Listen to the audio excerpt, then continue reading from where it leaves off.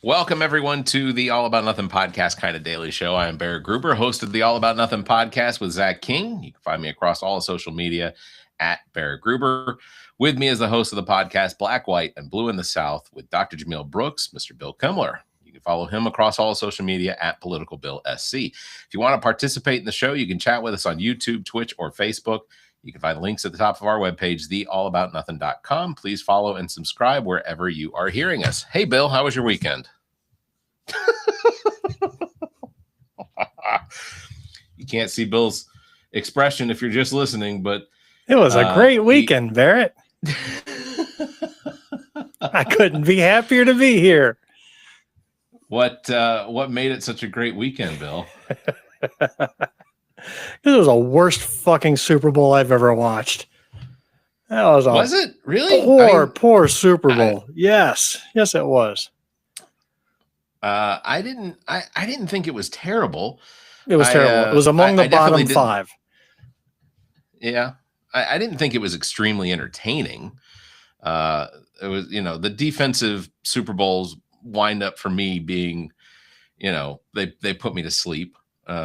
And to be honest with you, by about 8 minutes into the third quarter, I was out. I woke up at 2:00 in the morning to find that my TV was still on and had to. You know what you missed? So nothing. Well, the fourth quarter looked like it was a little exciting. I'll be honest, I didn't go back and look to see what happened in the fourth quarter, except that there were a lot more points scored.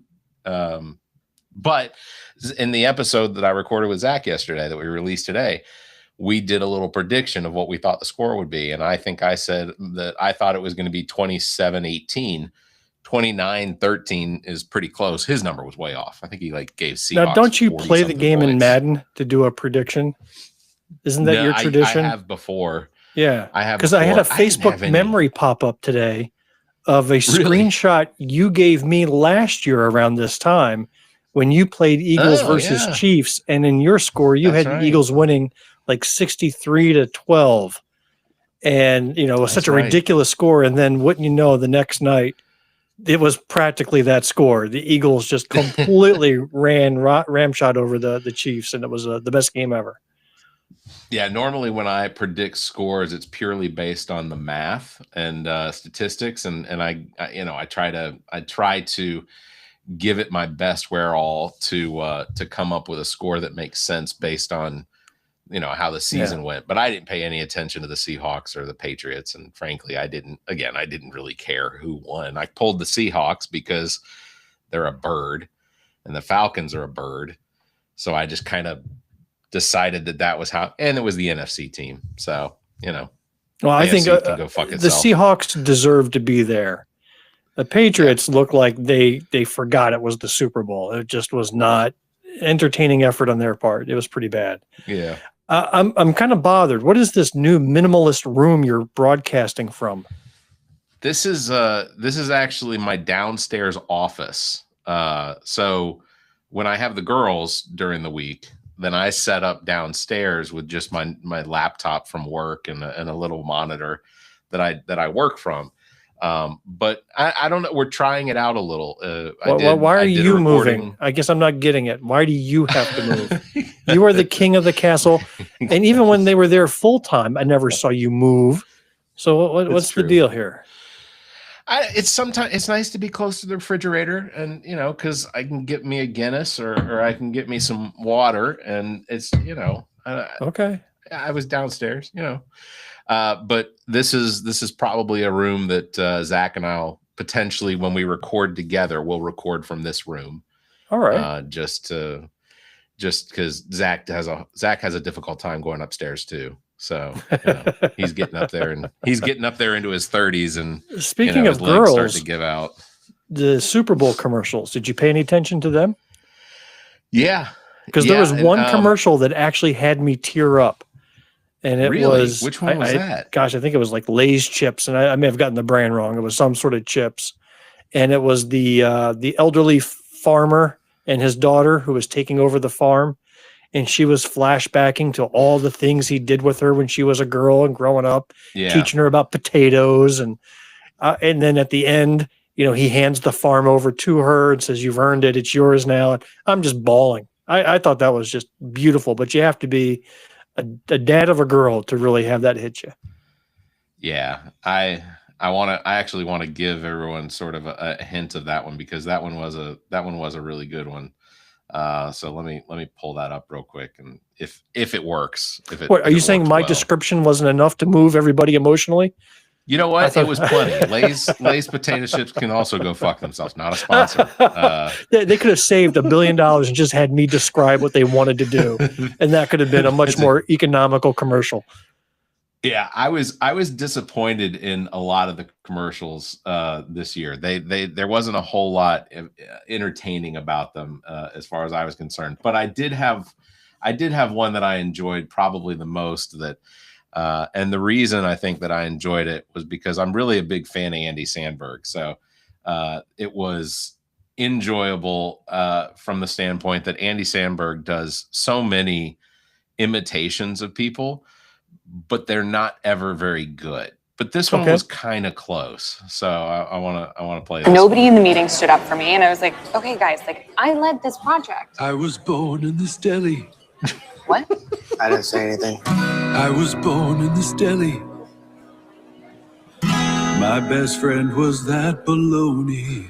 That is until I met you.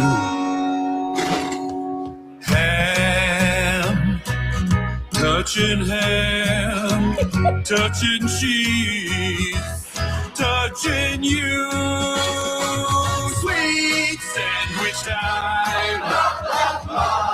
Hellman's makes it taste so good. This is how I make friends. I'll squirt you while I'm walking by. I live in the walls. Sometimes I wonder who my parents are. So good, so good.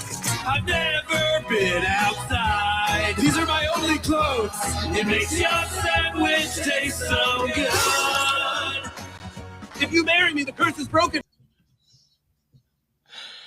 Anyway, I enjoyed that one. I thought that one was pretty funny. I can't agree with you there. I thought that commercial was terrible. But you know what? That's the beauty of this. Different triggers for different folks with these commercials, for sure. Yeah. No, I like Andy Samberg. He comes on Seth Meyers' show. Seth Meyers does a thing called Corrections every Friday where for some reason he'll try and he'll call Andy Samberg on FaceTime and try him to do Nicolas Cage impressions, which his Neil Diamond to me feels like a different Nicolas Cage impression that he does. So it's Nicolas Cage doing Neil Diamond. Exactly. So I think the one that got me the most was an Uber Eats commercial that I laughed at. Okay. And that was the one with Bradley Cooper and Matthew McConaughey. Because you watch the NFL and Bradley Cooper has this whole NFL is all about trying to sell you food, right? Yeah. And then Matthew McConaughey, when he was looking at the Hall of Fame, the NFL Hall of Fame, and then pulls out a juicer and shows they're identical, I fell out of my chair laughing. I was like, bravo, that was brilliant. That was a good one. I think one of the ones that I thought was the worst was the Goodwill Duncan. I didn't like that one. Cute. I thought it was terrible. It was awful. And then, so it was terrible because, for one, Jaleel White and Alfonso, the guy from Fresh Prince of Bel-Air, like, I get they never age, but don't show me that they don't age. Like, let me just assume they're not aging. But then you had, was it Ben Affleck was playing he was playing Will Hunting. Yeah, the whole de-aging and the faces, and it just all it was weird. Yeah. It didn't hit. I'll tell you what else didn't hit. Oh, go ahead. No, I was trying to think of another one, but if you go, then I'll probably remember it. The Mike Tyson one doing a Maha commercial. What the fuck was that? You got one of the unhealthiest looking individuals out there. You can barely understand what he's talking about, and then it says, don't eat processed food. And I'm like, this is your spokesperson? Right. Yeah. What did he say, that he weighed 350 pounds or something like that? First of all, I don't remember that stage. I don't believe it. I don't believe it ever happened. He's the most photographed individual out there. There was no Yeah. walking around looking like Rerun, where he was just a big old blimp. Did not happen. Yeah, I don't recall that whatsoever, and I have absolutely. And then that commercial million came doubts. right between two different chips commercials. Tony's processed food. Next, it's Lay's. It's I was like, come on. The other was it Coinbase that was one of them that I was really disappointed in, because all it was the karaoke of one of the boy bands from the 90s or whatever. I didn't understand. I didn't understand what was going on until I was like, it was funny. No, it was like the Backstreet Boys. Yeah, that popped out, but they were or whatever. Yeah. But they were, and I think it was Backstreet Boys, but they were making fun of themselves. Like, I kind of appreciated the humor of the commercial, because they were just doing goofy stuff and just really making fun of themselves. And I have no idea who the commercial was for. Like, you telling me it was Coinbase? It could have been. That was a commercial. So we're talking about two different commercials. So the commercial that.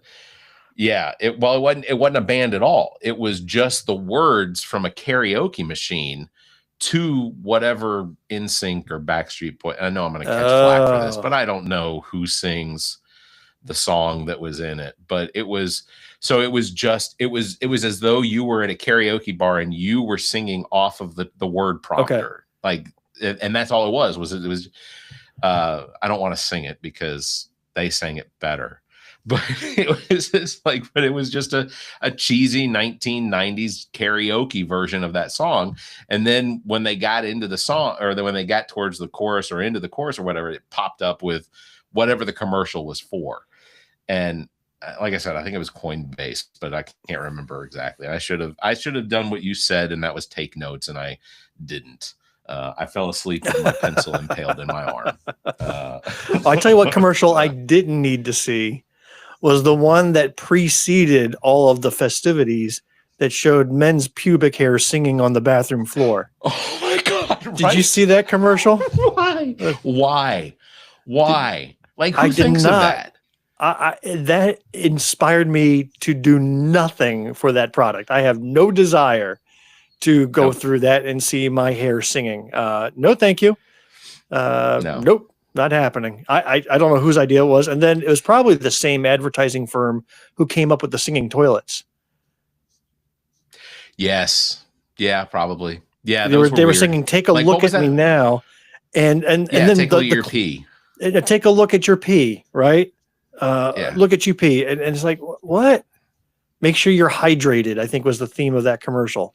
But just make sure you look at your pee. A liquid IV commercial or something like that, I think. Yeah. I first of all, I don't tune into the Super Bowl commercials. I don't stick around on the couch for the Super Bowl commercials to give me health instructions. So Mike Tyson, liquid IV, you all can go shove it. I don't need it. I don't want it. That's a fact. Also, Dunkin' Donuts. I think you should. Ben Affleck and Matt Damon need to probably not be involved in those commercials anymore. They've never been great, but I think they've gone downhill further. It was, and then the Super Bowl was just kind of meh for me. I mean, again, I pulled for the Seahawks, but it wasn't a great, entertaining Super Bowl. It wasn't. And can I be in the minority that says I didn't really care for the halftime show? Am I allowed to say that? Am I allowed to have that opinion, or am I going to get killed? I don't think you're going to get killed. I can honestly say I thought it was a beautiful performance. Like, I get that I don't speak. I understand some Spanish. I speak very little Spanish, and I understood the message from I guess the performance. But I thought it was a very well produced. The set design was fantastic. When he handed the child the Grammy, I think there were a lot of questions as to whether or not that was the 5-year-old that had been detained for almost a month. But I think that's the thing is I think everybody brought their own preconceptions into it and started mapping themselves onto what they were saying. And again, you know what? I guess that's what art is, right? Art is about interpretation. And if you leave it open for interpretation, that's considered a good thing. But to me, and I guess this is the same complaint I had last year's Super Bowl halftime show, I need to go afterwards and have it explained to me, right? Because I am a 50-something-year-old white guy. I didn't understand Kendrick's performances and all the history. I didn't know who Drake was. I didn't know there was this beef. I have no idea what was going on.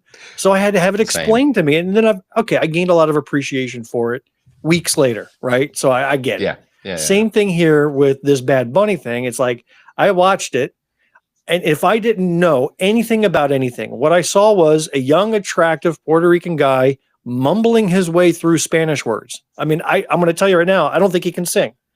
That, again, based on what I saw, I would not put him up there as a crooner or a singer that I would pay money to go see.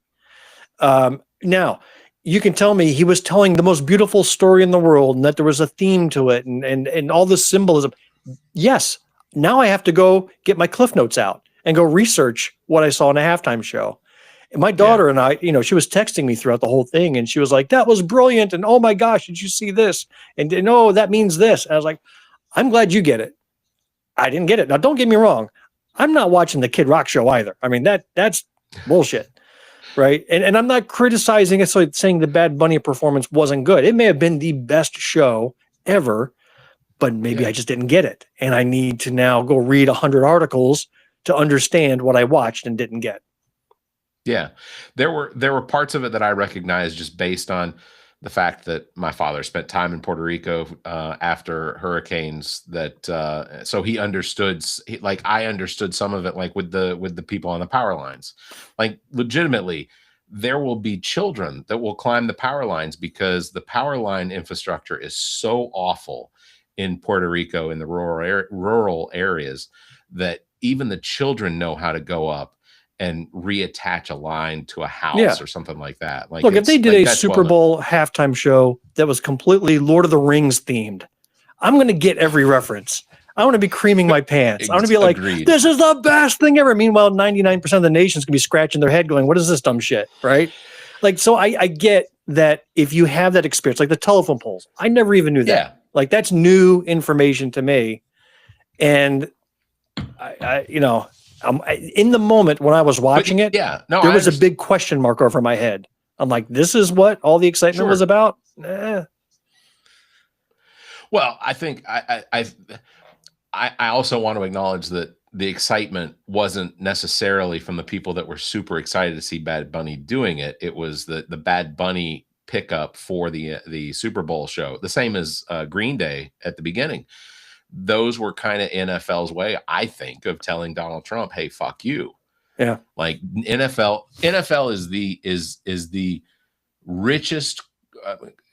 I think MLB and NFL probably go back and forth, but between those two sports and potentially FIFA Worldwide Soccer, those sports have what I think we all like to think we could eventually have one day, and that's fuck you money. Like, and that's another sport I don't get is soccer.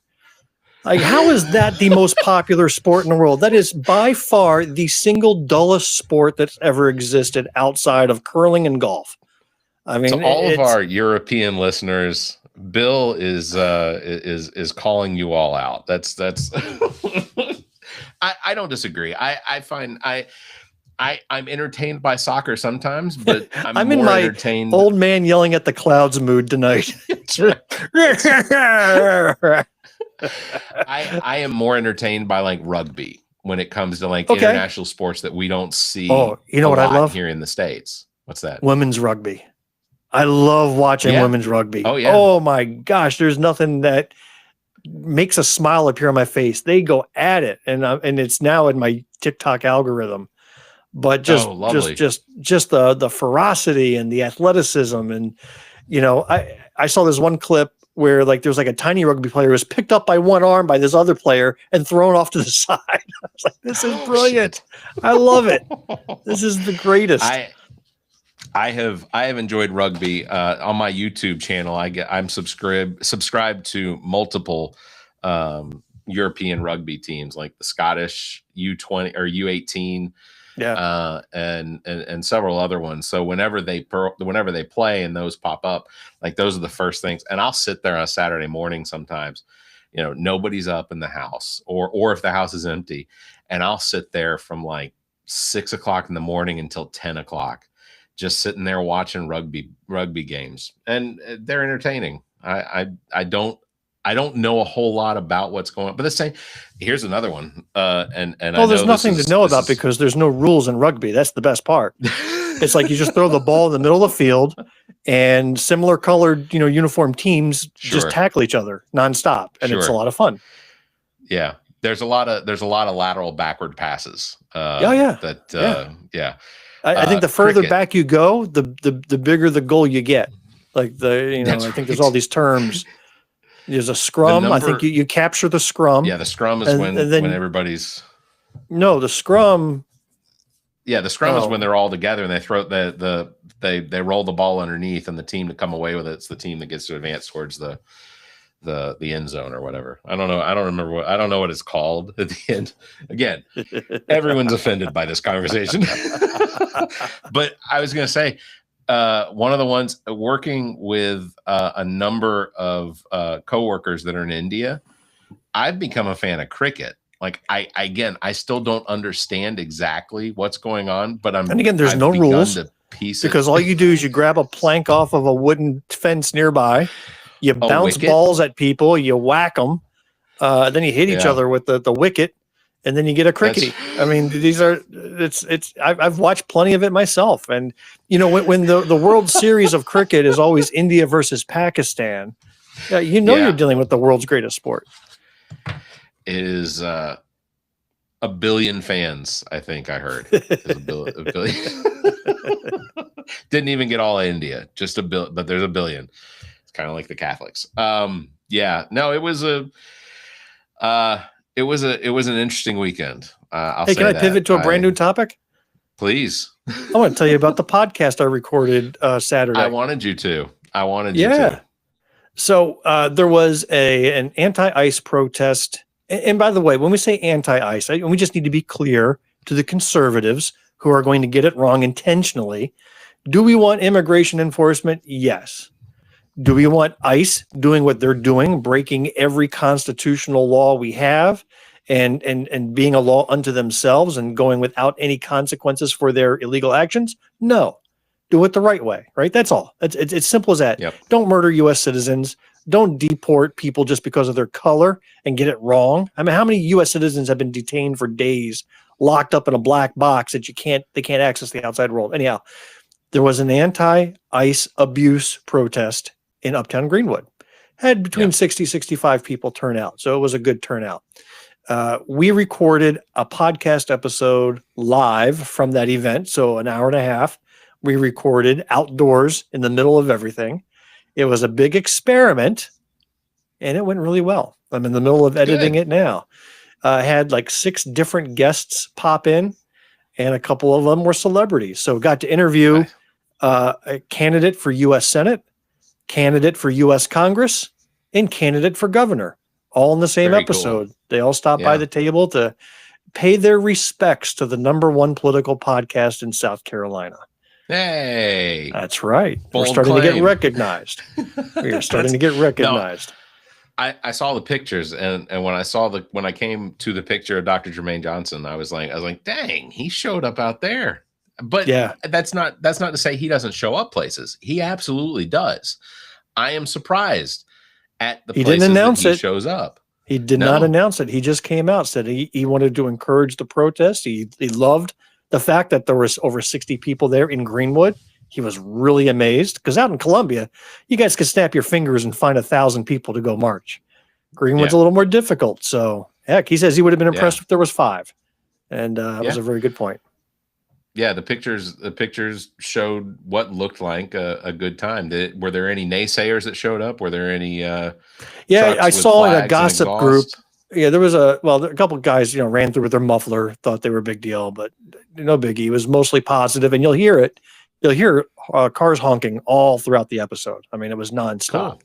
But apparently there was a guy parked in the parking lot where we were set up, sitting behind us, taking pictures and then criticizing the protest in a gossip group online. Here they're at it again. And then you go to the comments and you can see basically like the Fox News spewed, why are they pro-rapist? It's like, Yeah. So- Right. Yeah. Because well, you're not pro pedophile, so clearly you must be Yeah. pro rapist. Like there's one or the other. But I'm excited. Yeah, I think this episode will be ready for Wednesday, and the quality of it. You know me, I'm a stickler for quality, and it was noise throughout, but it really wasn't that bad. It's a very listenable episode, so I was pleased with Very it. good. Very good. I'm just to go back to what you said about the people in the little, the Facebook forums or whatever, where they're, here they are again, like, can we set a threshold for the number of times there has to be something happen before you can go out and say, here we go again? Like, truly, like 10 times. How many ICE protests have there potentially been in Greenwood? 2, 3? No, this will be like the 6th one. Okay. We haven't And reached it's 10 not always yet. That's what I'm and saying. it's not it's not just ICE. I mean, it's in the same corner, same group. Yeah. But it's either no kings or we have had enough or it's Medicare or whatever the issue is. Are you doing those thumbs that I'm seeing up on the screen? Is that you doing it? Yeah, probably. It's an Apple thing. If I can give you a heart and see it, does it I've done pop that up over with a heart? Zoom. Yeah. Okay. Well, before we get out of here, because I know it's a Monday. And Oh, I usually got Mondays like a are whole on the- bunch of list of more observations. Boy, Do I you? got it all right here, man. I got another Dang, half hour in us. look at you. For example, coolest commercial, the new Steven Spielberg film. Are you excited to see Disclosure Day? Which let me pull Oh, it they up. they Let me see. premiered a new Steven Spielberg film coming out later this year called Disclosure Day, and it looks to be a creepy alien sci-fi, realistic, like a Close Encounters but darker. I did. Yeah, I did. It's got see crop that. circles Hold in on a it. It's second. got all sorts of weirdness, and if it's Spielberg, it's going to be quality. So when I saw that Can- commercial for that movie, I was psyched. Can I share it? Can I share Yeah. it real quick? Yeah. Because I did see that, and I do want to share it because I think that this one looked really cool. We're interrupting our coverage. There has been a threat to publicly release government material long shrouded in secrecy.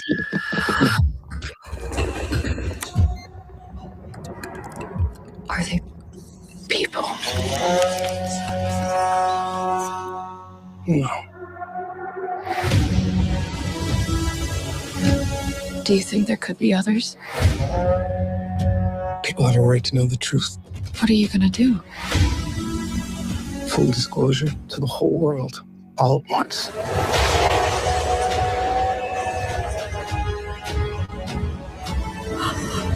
If you do this, there's no undoing it.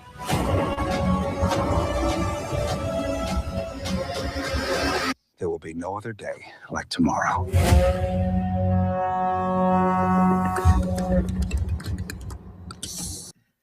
Yeah, I gotta say, Steven Spielberg knows how to do movies. He That's a does. fact. That is Yes. a fact. And what was the last Alien movie he did? Because I know he was part of Independence Day. Like he was a producer on Independence Day. Yeah, but that wasn't him. Um, That was the Devlin. Yeah, That was another, yeah, but another pair. but he was an executive producer. Gosh, you know what? Yeah, I honestly, that one looks I good. cannot think of a single alien film other than E.T. And I know they had War of the Yeah. Worlds. right? He did. Yeah, He did War of Tom the Cruise. Worlds. Yes, Yeah, and I thought that was exceptional. phenomenal. I thought War of the movie. Worlds was that is phenomenal. very rewatchable. Yeah, it's I think this is going to be a good year for movies. I do I'm too. looking at the lineup, ending with Avengers Doomsday. Oh, yeah, it's going to be a great year. Yeah. Great year. yeah. I agree. Wow. Okay, great year in movies. We're still on the I think as far as politics goes, we're still on this roller coaster riding up for the first hill. So Yeah. I'm Well, when hoping- we get out of the gate with Melania, it's off to a tough start. So you can only go up from here. which by the way, I think I saw on Yahoo News, Melania had the worst second week of any documentary movie. So it had the best opening weekend of a documentary non-musical movie in the last 10 years. And then the second weekend had the worst second weekend of any non-musical. Look how narrow of a category you had to make it. Right. Yeah, a non-musical documentary that starts with the letter M. On a blue moon. Yeah. A lot of it can only go up. We're in a dark moment right now. But I see the light, and the light looks great. It's going to be a wonderful year of movies. The only thing I'm disappointed in is the fact that when Melania debuts on Amazon Prime, that in order to really give Donald Trump's shaft enough attention, that Bezos is going to have to come out and say like it was the greatest opening. They'll skew the numbers or whatever they have. Whenever they make a huge blockbuster film, and then there's always some other indie company that makes a mockbuster version of that same film. And they slightly change the name, and they make the color or the cover look similar. They try to fool people into watching it, thinking you're watching Avatar, but it's like Aviator, or something, some offshoot. You know what I'm talking about? They do it all the time, whatever the latest movie is. And I would wonder, would they do the Revengers, the plumbers, what would they do a mockumentary or a mock documentary, a mockumentary of Melania? Like, I think it's just right. It is just right for the mockumentary. If it's not already in production, I'm disappointed. Like that would have a 10 times bigger opening night than Melania did. If you had a Naked Gun version of that, or a Scary Movie, think like Scary Movie or any of those other kind of goofball mockumentaries. If Scary Movie 6 doesn't have something in it for taking Melania, I'm going to be thoroughly disappointed, because that's an opportunity for at least 6 minutes of content. I mean, the closest we got was the last South Park season. I mean, I think that really, Melania was the woman in the hat sitting in the corner of the room. It would just disappear. I thought that was brilliant. So maybe they have a movie in them. I want to see Trey Parker and Matt Stone come out with a mockumentary of Melania. Melanoma, they could call it. Melanoma. The documentary. Give it, or give it, because Melania is an odd name. I mean, it's not an odd name, but it's obviously Melanie, but without the whatever. And I would want Julianne Moore to star, because she could pull it. I saw her in this movie called Game Change, and she played Sarah Palin. That was a good one. You would have thought that was Sarah Palin in the movie. I mean, there was perfect. I think she could play Melania perfectly in this mockumentary called Melanoma. Melanomia. That's what you would call it. Melanomia. I've got that here. I did the hard work. I've got the name of the movie. The script practically writes itself. It's subtitled Abducted from Slovenia. Melanoma. Maybe. Melanomia. Yeah, I could see it. All right. Well, on that bombshell, we'll wrap it up. Sorry, Bill, we didn't get to the rest of your list.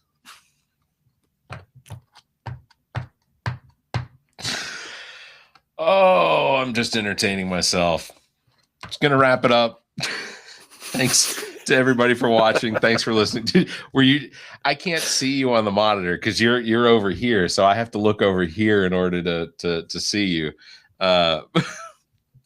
Big thanks for everybody watching. Thanks for listening. Don't forget, you can follow Bill at Political Bill SC. You can follow me at Barrett Gruber. Thanks for liking and hitting that bell.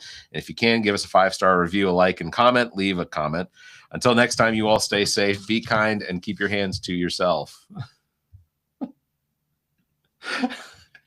It's almost